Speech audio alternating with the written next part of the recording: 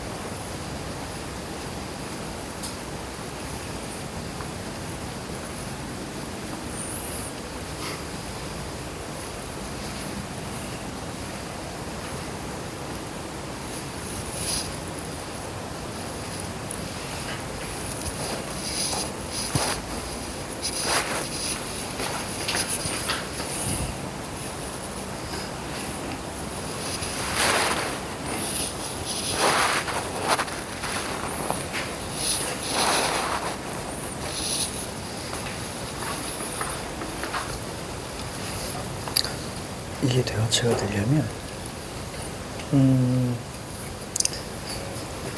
여기 님, 그대, 당신, 너가 나와줘야지.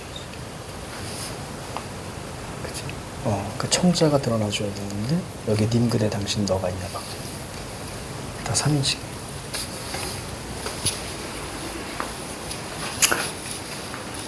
보자. 그렇지.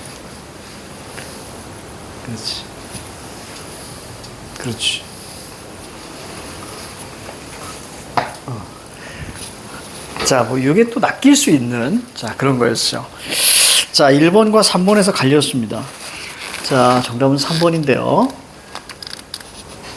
자, 거기 보시면 박제3의 수정가. 이게 어려웠던 거 뭐냐면 이 시가 어려웠어요. 박제3의 수정가 자체가 어려웠고, 특히 여기에는 이 문제에서는 뺐지만 선생님이 시적 어휘를 물었을 때 아이들이 되게 어려워했어요. 우선 기본적으로 우리가 박제3의 수정과는 자, 대상의 부재 및 결핍이잖아요. 그죠? 대상의 부재 및 결핍이죠. 자, 질문 던질게요. 여기는 제외 확신이 있습니까? 없습니까? 제외 희망이 있어? 없어? 있어요. 그래서 요거에서 애들이 많이 틀렸어요, 사실은. 자, 한번 볼게요.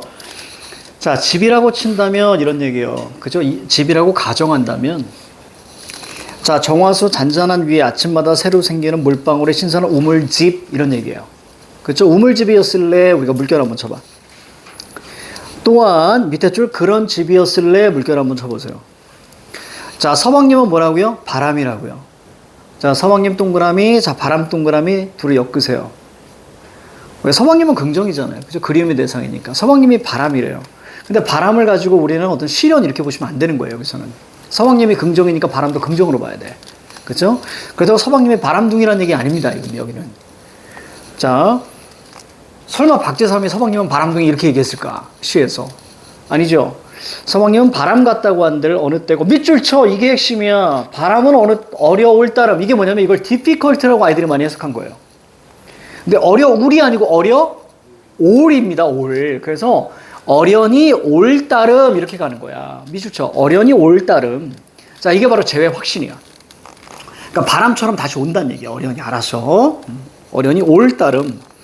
자, 재회 확신이라고 적어주시고 그 옆에 순수한 자, 물방울에 찬란한 춘향의 마음이 아니었을래 물결. 아니었을래 물결. 즉 우물집이었을래 그런 집이었을래 아니었을래. 자, 이게 뭐죠?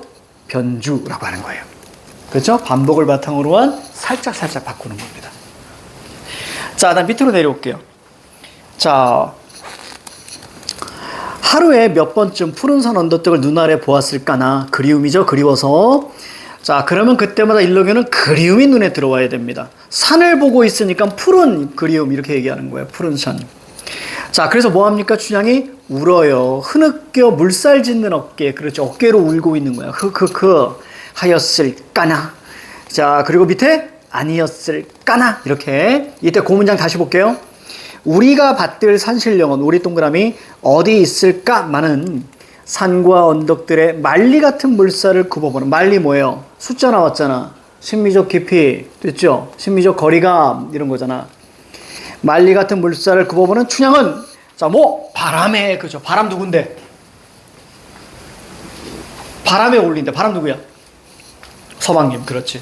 서방님에 어울리는 임수정빛 임자가 아니었을까나. 여기 대화체가 없어요. 그렇죠? 어떤 청자가 나와 있거나 그게 없습니다. 자, 황지우의 너를 기다리는. 이것도 우리가 대상의 부재 및 결핍입니다. 물론 황지우는 여기 너를 민주주의라고 봤지만 어쨌거나 기다림입니다. 기다리니까 이별. 네가 오기로 한 그 자리에 너라고 얘기하죠. 이게 대화체예요. 너라고 얘기했으니까. 자, 네가 오기로 한 그 자리에 내가 미리가 있는 너를 기다리는 동안 내 가슴에 쿵쿵거리고요. 음성상징어. 하나도 다 내게 오고요.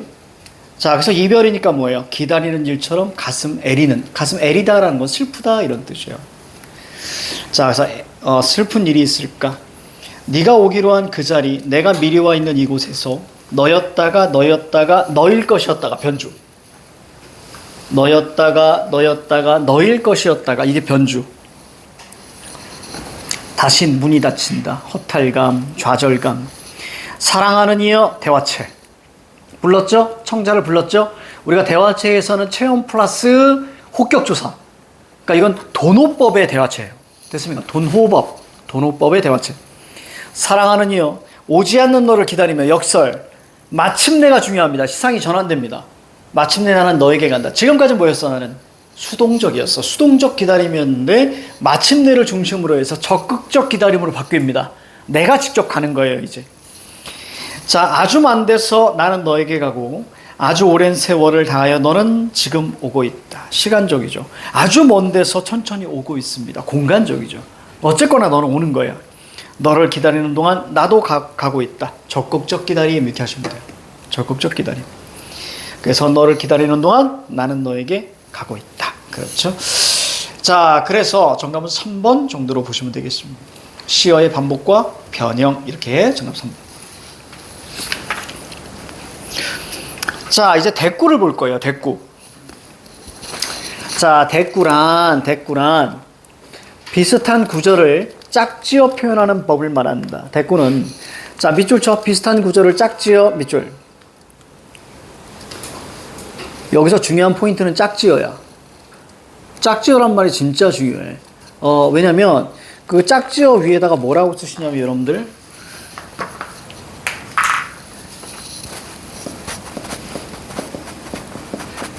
자, 이 말이 중요해. 연달아. 이렇게 적어놔. 짝지어 위에다가 연달아. 자, 볼게요. 이렇게 있고요. 자, 이렇게 있을 때는 행의 반복입니다. 즉, 이런 것들은 우리가 문장 구조의 반복이에요.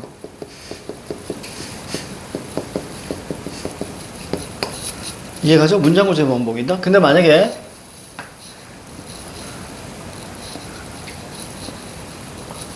이렇게 돼 있을 때만 대꾸예요.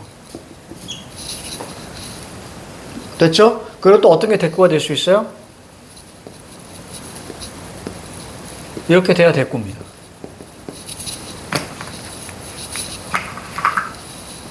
즉 여기서 중요한 핵심은 뭐예요? 이렇게 연달아 나와야 된다는 얘기야. 얘도 연달아 나와야 된다는 얘기입니다. 연달아 나오지 않고요. 이렇게 좀 떨어져 있잖아? 그럼 이거 절대로 대꾸가 아니에요. 알겠지? 대꾸가 아닙니다. 이럴 때는 문장 구조의 반복이면서 또 후렴구도 될 수 있겠지, 그지?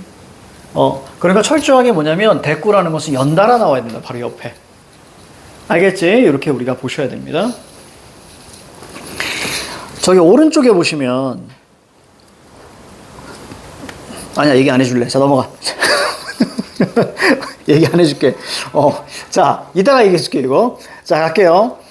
자, 서로 대응되는 어구를 나란히 나열. 이거 뭐야? 연달아. 그렇지? 나란히 나열. 그럼 연달아.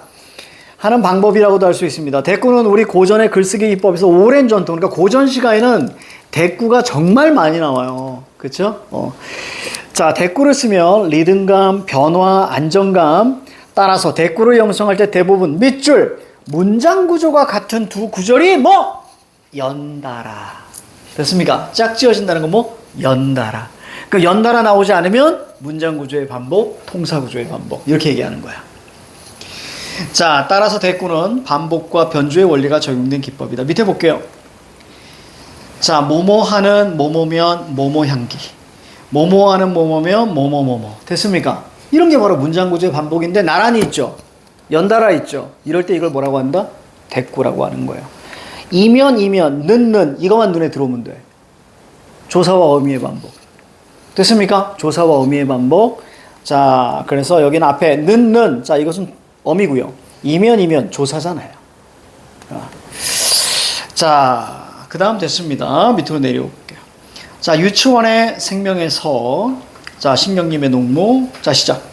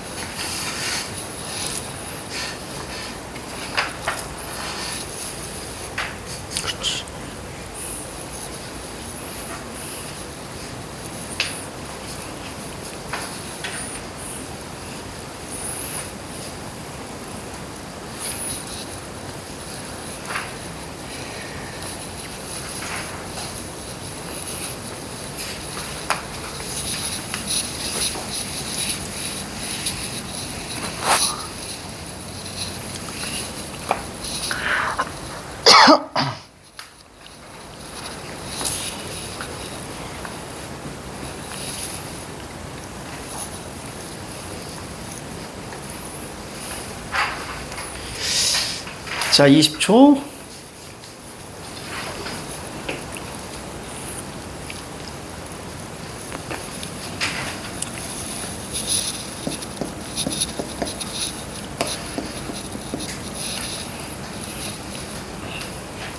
자, 됐습니다. 가시는 성찰이죠? 그러니까 성찰에서 마지막에 극복 의지로 마무리되는 겁니다. 특히 어떤 성찰? 개인적 성찰이기 때문에. 자, 그 다음에 두 번째는 우리가, 자, 부조리 현실이죠? 부조리 현실 중에서 산업도시와 두 가지가 있습니다. 자, 가난과 물질 문명.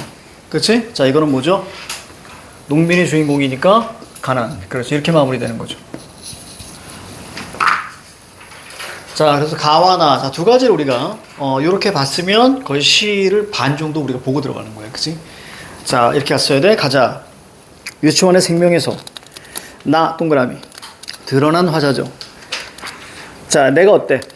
회의를 구하지 못하고 애증을 다 지지 못해요. 긍정상황, 부정상황. 부정상황, 그렇지. 상황이 안 좋으니까 그래서 나를 뭐라고 인식하니? 세 번째 줄에. 어떤 반응을 보여? 병든 나무 같다라고 얘기하죠? 그러니까 병든 나무 세모. 그럼 병든 나무는 생명력이 아니고 무기력인 거예요. 그죠? 무기력. 그렇게 인식하죠. 그래서 나는 또 어떤 반응을 보여? 그 인식 속에서. 가겠대. 됐죠? 얘가 눈에 들어와야 돼. 자, 가자, 물결. 이런 게 바로 의지야. 그렇지? 가만히 있는 게 아니라 의지. 자, 그리고 그 아라비아 사막에 대한 묘사가 나옵니다. 두 번째 연에는. 자, 세 번째 연 갈게요. 그 열렬한 고독 가운데. 자, 고독 물결 잡아. 이 고독은 어떤 고독이야, 얘들아? 이별에서 느끼는 고독이냐, 아니면 성찰의 고독이냐? 그래, 성찰의 고독이라고 봐야 돼. 성찰을 하려면 고독해야 되니까. 그치? 아까도 얘기했죠? 클럽에서 고독할 수 없죠? 그래서 클럽에서 우리가 성찰할 수 없는 거야. 그치? 그렇게 이해해줘야 돼. 자, 그 다음. 그 열렬한 고독 가운데 옷자락을 나벗기고 홀로 서면, 고독이니까 홀로 서면 뭐 하게 된대요? 반드시 나와 마주하게 된대. 이 나가 바로 뭐야? 밑에 나의 생명이란 말이야. 그러니까 결국 얘는 뭘 찾고 싶은 거야? 무기력의 반대가 아니라 생명력. 그렇지. 이 태도 중요하다 그랬지. 생명력이란 태도. 나의 생명이란 그 원시의 본연한 자태를 배우지 못하면 뭐 하겠대? 백골이 되겠대. 그러니까 결국 무슨 얘기야? 죽음을 각오한다는 얘기지. 그러니까 얘는 어떤 게 지금 보여오는 거야? 생명을 배우겠다 그런 얘기야. 알겠습니까? 마지막 극복 의지로 마무리됩니다. 결국 이것은 생명력 추구 의지라고 보면 되겠죠.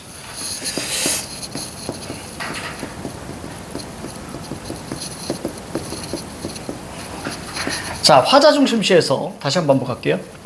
화자 중심시에서 긍정적 태도와 부정적 태도가 있는데, 긍정 태도 다 똑같은 말이라 그랬습니다. 희망, 극복 의지, 생명력, 지향. 그러니까 생명력 지향에도 맞는 거지. 됐죠? 다 같은 태도야. 그러니까 똑같이 만들어지는 거야.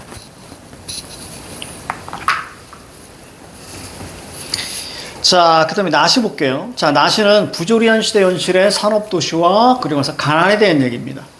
그러니까 화자는 그 삶의 모순, 그쵸? 부조리한 현실, 삶의 모순을 비판하고, 됐습니까? 자, 그리고 바로 이제, 여기, 농민에 대한 연민, 여기까지 가셔야 돼. 이들은 극복의지 없다. 힘들다. 그냥 무조건 체념으로 가는 거야. 가자. 구경꾼이 돌아가고 난 텅 빈 운동장. 요건 좀 잘랐어요, 위에. 자, 우리 동그라미 잡아야죠. 울분이 얼룩진 몰골로. 자, 운동장 네모 한번 쳐봐. 그 정도는 잡아줄게. 운동장 네모. 밑에 줄. 소주집 네모. 술 마시죠. 왜요? 힘드니까 술 마시는 거야. 자, 물결 쳐봐. 답답하고 고달프게 사는 것이 원통하다. 이거 뭐라고 할래? 적설이래. 직설적 정서. 직설적 정서, 적설적 직서, 이럴 뻔했다. 자, 직설적 정서죠? 이런 걸 뭐라 그래? 원통이 아니고, 정신 차려서 이러면서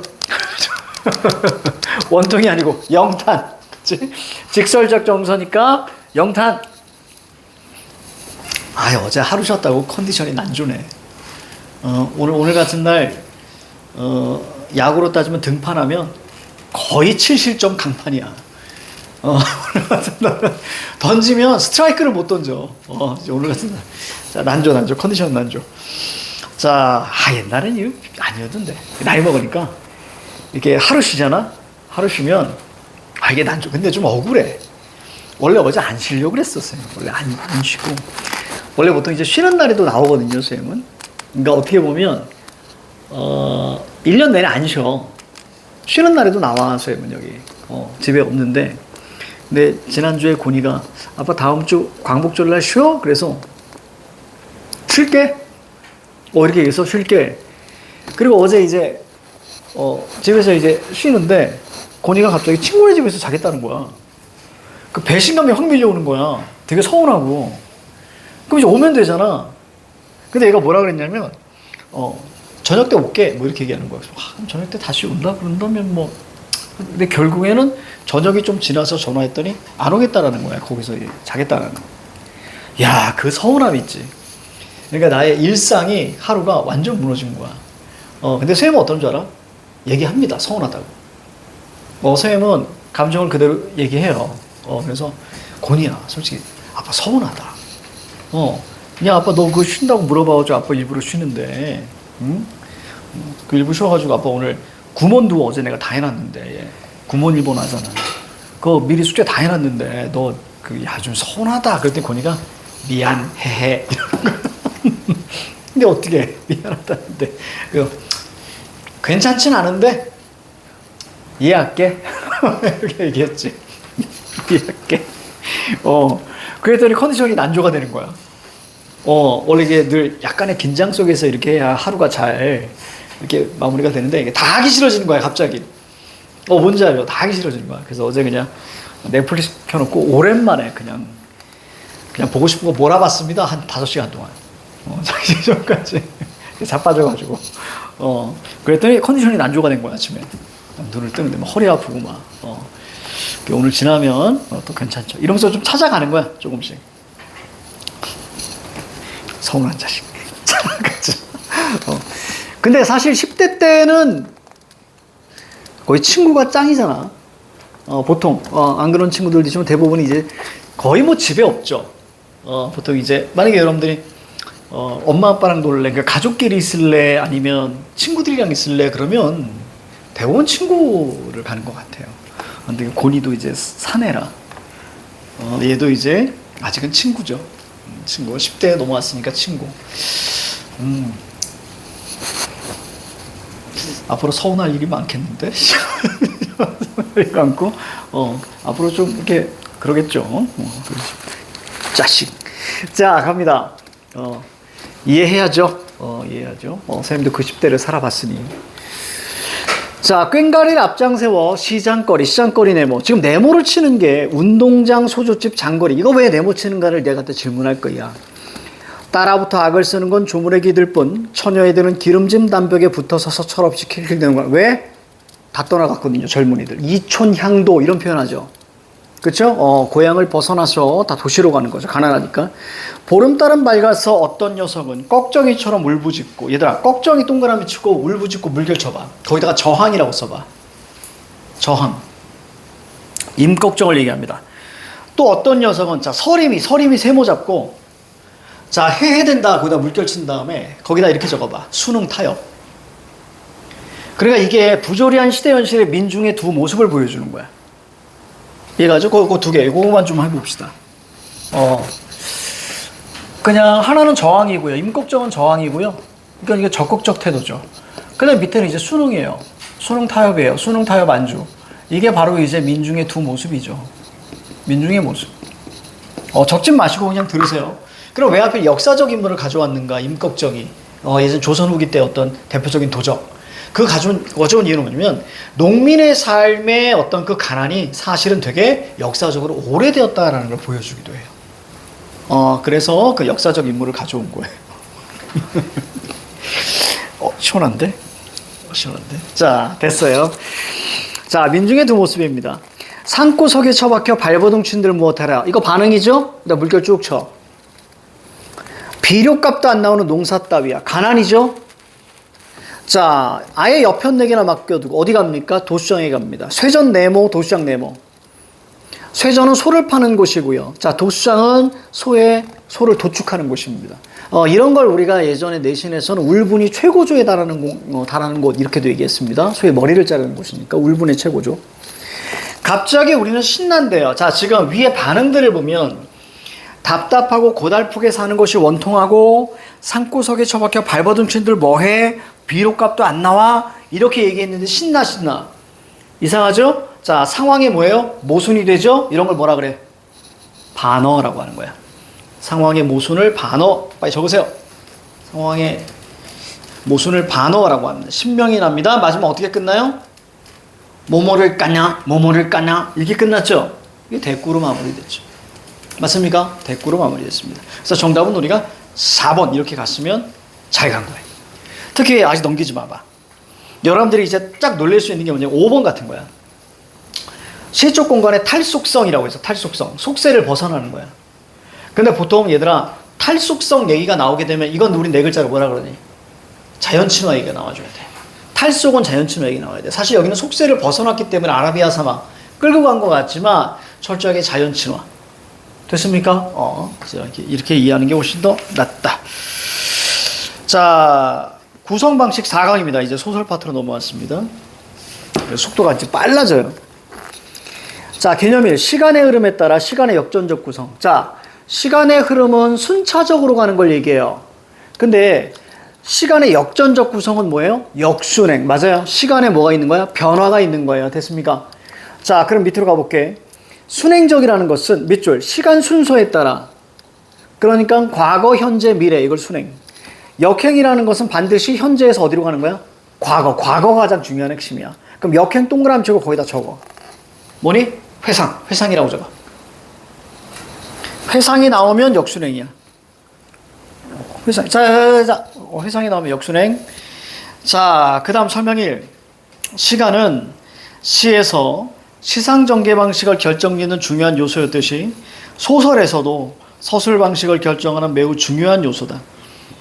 소설에서의 시간도 결국 시간에 따라 밑줄 쭉 치세요. 시간은 과거에서 현재로 진행될 수도 반대로 현재에서 과거로 거슬러 올라가며 진행될 수 있다. 이때 현재에서 과거로 가는 것을 역순행이라고 이야기한다 그랬지. 자, 시에서 많이 했습니다. 우리가 시할 때. 자, 설명이 시간이 과거에서 현재로 밑줄, 순차 밑줄, 이걸 순행이라고 하는 거야. 순행 밑줄. 현재에서 과거, 자, 요거 밑줄, 이걸 뭐라고 합니까? 역행. 그래서 과거가 여기서 핵심이 됩니다. 순행적 구성은 서술상의 시간 순서와 실제 사건이 발생한 순서가 일치하고요. 역행은 그러지 않습니다. 서술하는 시간은 현재인데, 자, 서술되는 시간은 과거란 말이에요. 이런 거 우리는 역행이라고 한다. 설명 3. 중요한 거 나왔습니다. 역행적 구성 방식은 동그라미, 역행에다 동그라미. 어떤 단어가 눈에 들어와야 돼? 회상이 눈에 들어와야 돼. 됐죠? 회상 동그라미. 자, 그러면 이것은 내가 질문 던질게. 변화가 있는 거지. 맞아요? 변화가 있는 거지. 시간 자체가 순차적으로 가면 변화가 아니에요. 그런데 시간의 변화라는 것은 현재에서 과거로 넘어갈 때 변화가 일어나는 거지. 그러니까 두 번째 줄에 어떤 단어가 눈에 들어와? 입체감이 눈에 들어와야 돼. 그렇지. 입체라는 것은 변화라 그랬죠, 쌤이. 그렇지? 그래서 한번 정리해 볼까?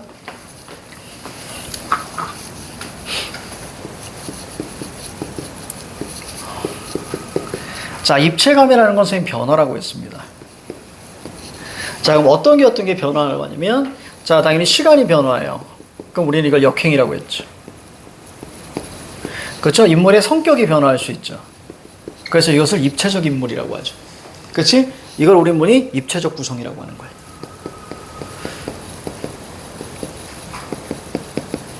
자, 이런 걸 뭐라 그래? 입체적 인물.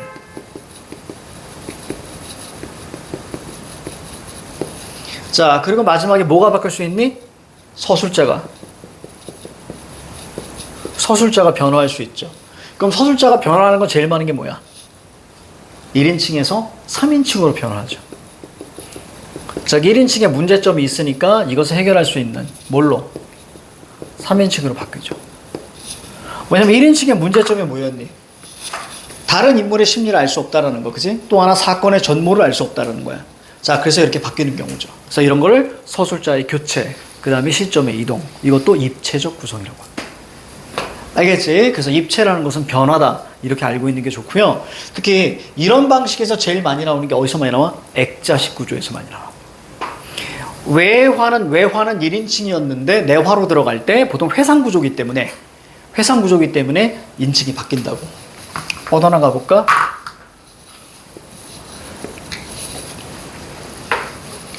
제일 많은 게 액자식입니다. 자, 그래서 액자식 같은 경우는 이렇게 돼 있죠? 이게 외화고 이게 내화잖아. 그치? 자, 얘가 외화고요. 자, 이게 내화야. 그럼 여기서 어떻게 바뀐다고요? 보통 1인칭에서 3인칭으로 바뀌고 보통 내화는 회상구조입니다. 그러니까 당연히 이것도 뭐예요? 회상구조가 나와 있으니까 이것도 우리는 입체적이라고 이야기하는 거야. 됐죠? 그래서 액자식입니다. 액자식. 그래서 이 자식은 액자식이다. 자, 됐나요? 그래서 보통 여러분들이 알아야 되는 건 하나야. 입체감이라는 의미는 변화구나. 알겠지? 그래서 시간의 변화, 성격의 변화, 시점의 변화. 이렇게만 잡아주면 됩니다. 자, 그래서 밑에 입체감이 나와요. 자, 그래서 그 밑에 줄. 이러한 이유로, 자, 밑줄 쭉 쳐. 순행적 구성을 평면. 그죠? 상대성이죠? 상대성. 역행의 반대, 상대성. 왜? 역행을 뭐라고 하니까? 입체적 구성. 그렇죠. 거기다 밑줄 가야죠. 그러니까 입체의 반대가 평면. 이렇게 가는 거예요. 자, 전광용의 껍빗단이 있습니다. 자, 회상이 어디서부터 이어지는지를 찾는 게 되게 좀 중요하거든요. 자, 늘 생각하셔야 돼요. 자, 머릿속에 잡아야 돼. 인물 체크하셔야 되고, 배경 체크하셔야 되고, 그 다음에 그 인물의 반응, 사건에 대한 반응, 알겠죠? 제일 중요한 게 뭐야? 장면별 끊어읽기. 알겠습니까? 그러면 회상이 보여요. 자, 시작. 캡틴 리입니다. 바로 기회주의자 인물형이에요.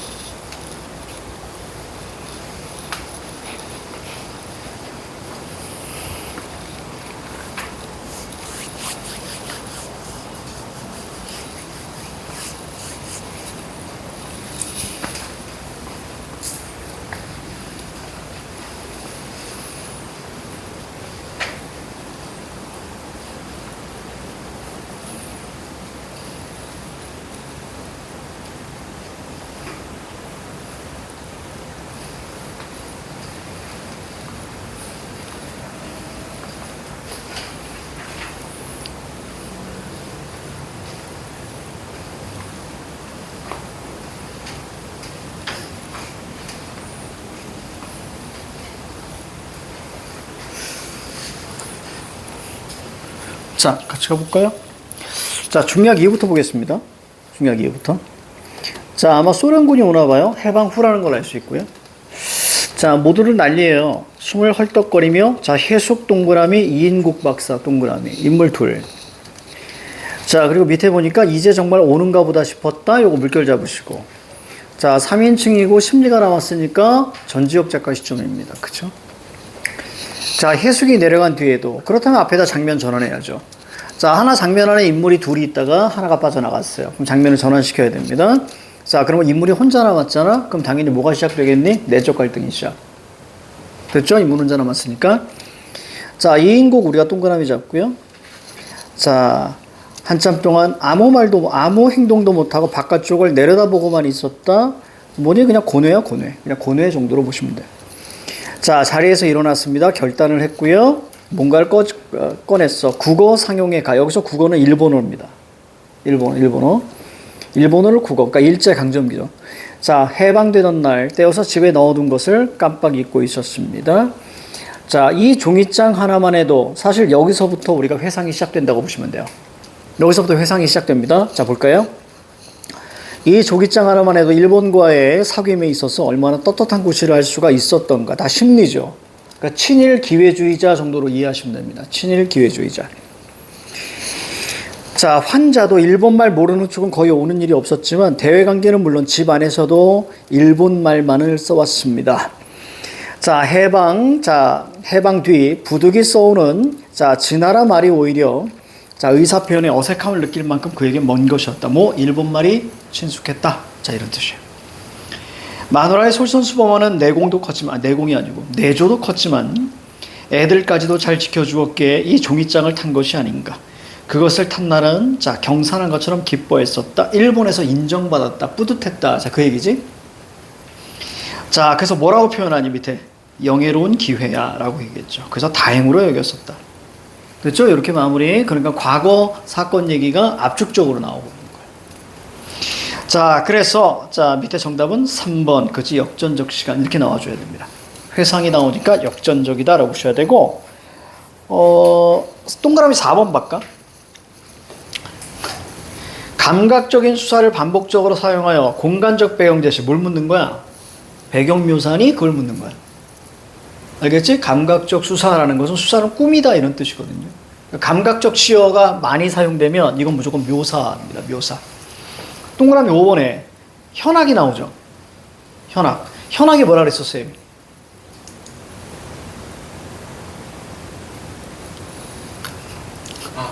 지난주에자, 지난주. 그래, 그거지. 그래, 그거야. 학식을 자랑하는 태도. 그 얘기하려고 그랬지. 좋아. 역시. 자, 학식을 자랑하는 태도 이렇게 적으세요. 뭐가 많이 나오면 돼, 그러면? 한자 억구의 나열. 여기까지 적어줘야지. 한자 억구가 나열되면 학식을 자랑하는 태도는 현학이야. 이거 이러면 안 돼. 현학. 자, 그럼 내가 질문 던질게. 좀 어려운 거 같까? 동그라미 5번에 갑자기 비판적인 지성인의 모습이 나와. 지성인 니꼴 지식인이에요. 이거 왜 나왔니? 이 얘기 왜 나왔을까?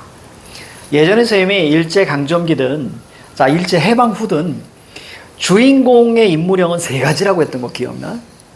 첫 번째는 소시민, 그죠? 두 번째는 지식인, 그 다음에 세 번째가 기회주의자. 이 넓은 안에서 지식인을 딱 던진 거야. 알겠죠? 특히 지식인이 나오면 지식인의 고뇌를 드러내야 되잖아. 그치? 지식인의 고뇌를 드러내야 되기 때문에 자, 대사보다는 뭐가 많아? 서술이 많아. 알겠죠? 이런 것까지도 우리 알아두시면 좋겠습니다. 자, 넘어가요.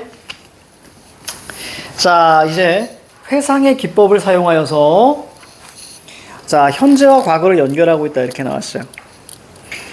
자, 회상이란 지난 일을 돌이켜 생각한다 밑줄. 자, 설명 1. 역행적 구성은 뭐다? 회상이다. 이것만 체크해 주면 되겠죠? 자, 그 다음에 자, 설명 2로 넘어갈게요. 특히 기출에서는 회상을 의미하는 말로 사건의 발생과 서술 사이에 시간적 차이를 두고 있다라는 선지가 나온 적이 있어요. 한 여러 번. 이건 당연하죠. 왜냐면 봐봐. 사건의 발생 시점은 과거야. 근데 지금 서술하는 건 뭐야? 현재잖아. 그럼 여기에 당연히 시간차가 있겠죠. 이해갑니까? 이것도 역순행을 물어보는 거야. 시간차가 있니? 네. 그럼 이거 역순행이니? 이걸 묻는 거야. 이 말의 의미는 인물이 사건을 관찰하거나 사건이 발생한 시점은 과거, 이걸 떠올리면서 기술, 서술하는 시간은 현재. 즉 현재 시점과 과거 시점이 뭐다? 구분되어 있으며 밑줄 현재 시점에서 과거를 돌이켜본다. 자, 이렇게. 그래서 서술 시점과 사건, 자, 이것에 차이가 있니? 시간차가 있니? 이렇게 묻는 거예요. 자, 거기 한번 같이 볼게요. 아까 침대에서 손에 잡힌 대로 들고 온 것이다. 의자에 걸터 앉아서 부채를 편다. 바다가 있고, 야, 이거 우리 하지 않았어? 광장. 우리 광장 시험범위 안 들어갔었나? 시험범위 안 들어갔는데 나랑 했잖아. 시험범위 안 들어갔는데 나랑 했어. 비상한 바다가 있고 갈매기가 있고 그림이 그려져 있다. 부채를 접었다 폈다 하다가 스르르 눈을 감습니다. 머릿속으로 허허한 벌판이 끝없이 열리며 희미한 모습이 떠올라온다. 회상 시작입니다. 여기서 회상 시작. 저거 빨리. 회상 시작. 펼쳐진 부채가 있습니다. 이 부채가 바로 이명준의 인생이죠. 사복자리 얘기가 나오는 거야. 여기.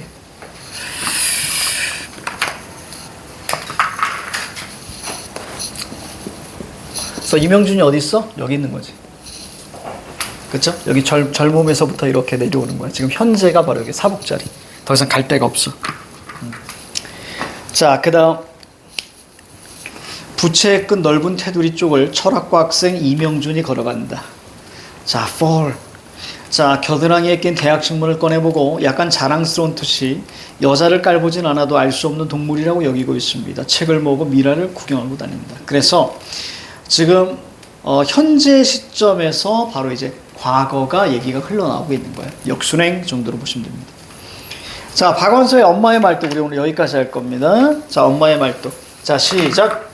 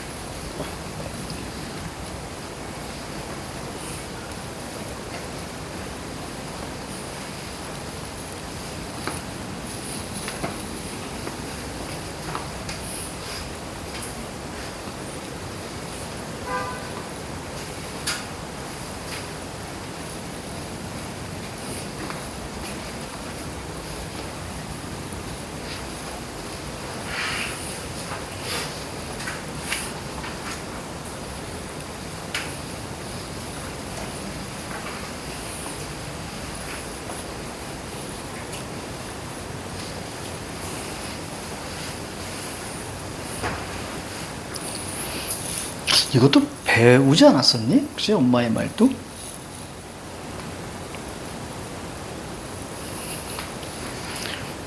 (1학년) 때? 아니었나? 자, 정답은 4번이죠? 자, 뭘 묻는 거예요? 서술하는 시간과 서술되는 시간이 일치하지 않는다. 그러면 이걸 딱 통해서 서술되는 시간은 사건 진행 시점이야. 그리고 자, 시간이 일치하는 서술 방식. 이거 뭐라고 해요, 우리? 역순행이라고 한다 그랬지, 그지? 그리고 요약, 압축적 제시. 그렇지, 같이 나왔지, 그지?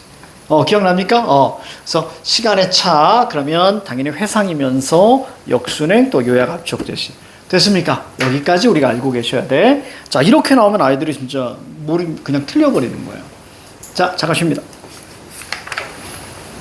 그 다음 독서할 거예요.